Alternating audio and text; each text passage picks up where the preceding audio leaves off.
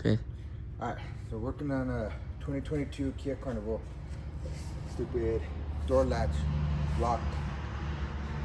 It's faulty on these. I'm gonna show you how to replace this. Right?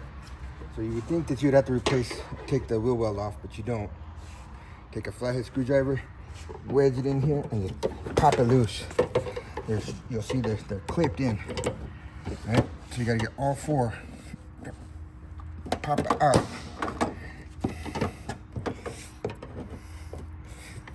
You don't have to replace. You don't have to take the fuel tank off because this rubber piece actually flexes.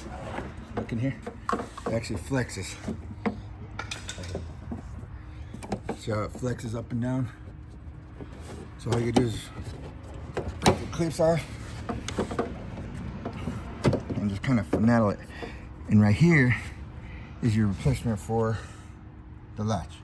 Just take these 4 screws out, replace your wiring, make sure you get the whole wiring set, follow it down,